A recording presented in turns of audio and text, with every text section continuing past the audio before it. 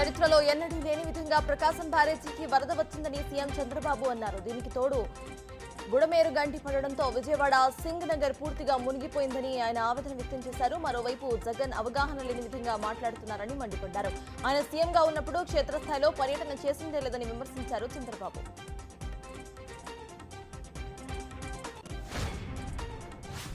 ప్రతిపక్ష హోదాలో ఉండి ప్రజలను పరామర్శించకుండా ఫామ్ హౌస్ కే పరిమితమయ్యారని కేసీఆర్ పై ఫైర్ అయ్యారు రేవంత్ రెడ్డి. విదేశీ పర్యటనలో ఎంజాయ్ చేస్తున్న కేటీఆర్ ఇక్కడ మంత్రులు పర్యటన చేస్తున్నా విష ప్రచారం చేయడం తగదని అన్నారు. తెలంగాణలో వరదల పరిస్థితిని ప్రధాని మోదీ స్వయంగా వచ్చి చూడాలని సీఎం రేవంత్ కోరారు. దీన్ని జాతీయ విపత్తుగా ప్రకటించి నిధులు మంజూరు చేయాలని విజ్ఞప్తి చేశారు.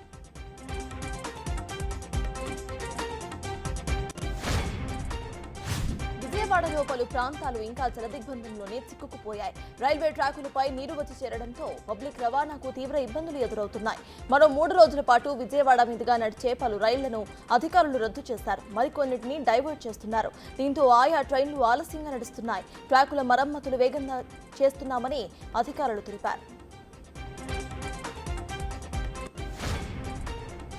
తెలుగు రాష్ట్రాల్లో కురుస్తున్న వర్షాలకు 481 రైళ్లు ఇది చేసినట్లుగా దక్షిణ మధ్య రైల్వే ప్రకటించింది. అటు మరో 152 రైళ్లను దారి మళ్లించింది. కేసముద్రం, ఇంటికెన్న, తాళ్లపూసలపల్లి మార్గంలో ధ్వంసమైన రైల్వే ట్రాక్ శరవేగంగా మరమ్మతులు చేసినట్లుగా రైల్వే అధికారులు తెలిపారు. వరద ప్రవాహం వలన ట్రాక్ మరమ్మతులు ఆలస్యమవుతున్నాయని చెప్పారు.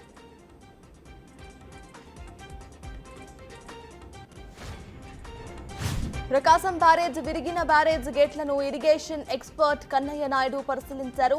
వరద ప్రభావం తగ్గుముఖం పట్టడంతో రేపటి నుంచే గేట్ల అమరిక పనులను మొదలు పెడతామని ఆయన చెప్పారు. అంతేకాకుండా 15 రోజుల్లోగా పనులను పూర్తి చేస్తామని కూడా తెలిపారు. ప్రకాశం బ్యారేజీకి వరద గంటకు తగ్గుతోంది. దీంతో స్థానికులు ఊపిరి పీల్చుకుంటున్నారు. మధ్యాహ్నం 12 గంటలకు ఆల్ టైమ్ రికార్డుగా బ్యారేజీకి 11.43 లక్షల క్యూసెక్కుల వరద వచ్చింది. ఆ తర్వాత క్రమంగా తగ్గుతూ వచ్చింది వరద.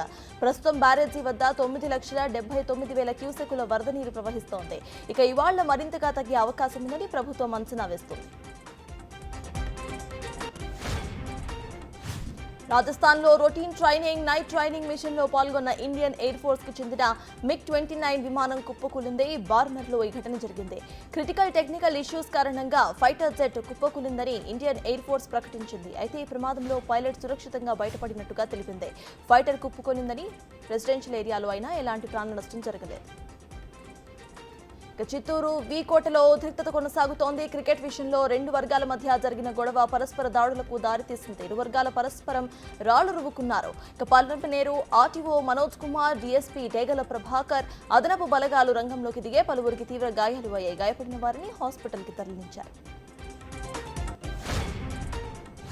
కేంద్ర ప్రభుత్వం 23వ లా కమిషన్ను ఏర్పాటు చేసింది. 3 ఏళ్ల పాటు కొనసాగే ఈ కమిషన్లో సుప్రీంకోర్టు ప్రస్తుత న్యాయమూర్తి చైర్పర్సన్ గా, హైకోర్టు ప్రస్తుత న్యాయమూర్తులు సభ్యులుగా ఉంటారు. ఈ మేరకు సోమవారం రాత్రి కేంద్ర ప్రభుత్వం గెజెట్ నోటిఫికేషన్ రిలీజ్ చేసింది. ఈ కమిషన్లో చైర్పర్సన్, మరో 4 సభ్యులు ఉంటారు. 22వ లా కమిషన్ కాల వ్యవధి ఆగస్టు 31తో ముగుస్తుంది.